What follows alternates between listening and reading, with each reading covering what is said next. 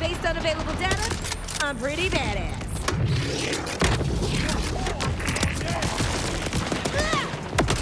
For the first time since Borderlands 2, I am actually excited for a Borderlands game.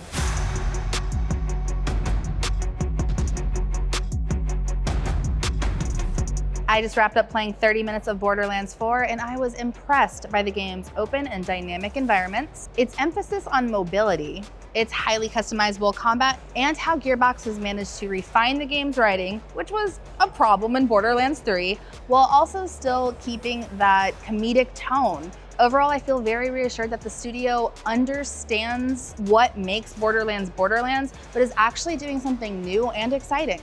I think the thing that most players are going to be excited for, and something that I personally was very excited by, is the open worlds. The pitch for this internally was less borders, more lands, and that's the sense I got while playing it.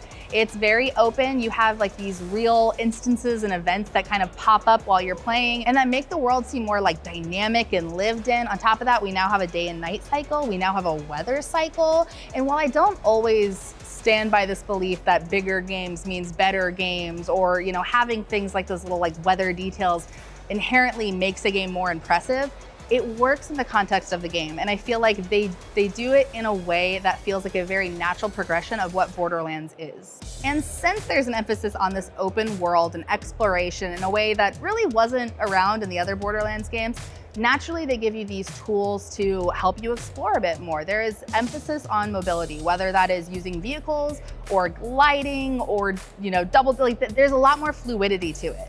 And it keeps things feeling a bit more dynamic. You can also grapple, which is really fun. And on top of using that just to move around, you can use it in combat.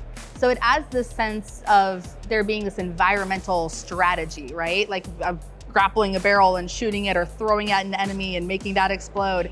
It keeps things chaotic, but it also adds a little flavor and depth that wasn't there previously. And in addition to that, combat also feels highly customizable. You have weapons that have parts from different manufacturers. The skill trees also seem to have a bit more breadth to them than ever before, whereas you kind of felt like you were playing a role with characters in previous Borderlands games. That still exists. It still feels like, if you are a sniper, you want to pick this hero. That's naturally what's going to kind of fit that play style. There are ways to kind of combat that and give you the ability to make the character that you really want within the confines of one character. And I think that that's pretty impressive. Lastly, and most importantly for me, I think that they've really kind of nailed the tone of this game. I'll turn you to dust, or goo. Still working it out. A lot of people were kind of unhappy with Borderlands 3. They thought that the humor didn't quite land, or it was just a bit different from 1 and 2. This one feels, I think, a bit darker and more refined than 1 and 2. Granted, I only saw a little bit, but at the same time, I still do see the zany comedic side as well. One thing that the developers told me is that a lot of the writing and the humor will be a little bit more contextual rather than just inserting little jabs and puns or jokes or whatever that don't necessarily land. And I think that that is a smart call. I saw a little bit of that in my time with the game and I was impressed by it. Next time I will die in an even more interesting way. Back when Borderlands 2 came out in 2012, it destroyed my grades.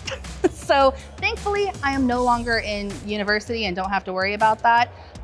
Fortunately though, it looks like it probably is gonna be pretty good. All that said, video games sure have come a long way since Pac-Man.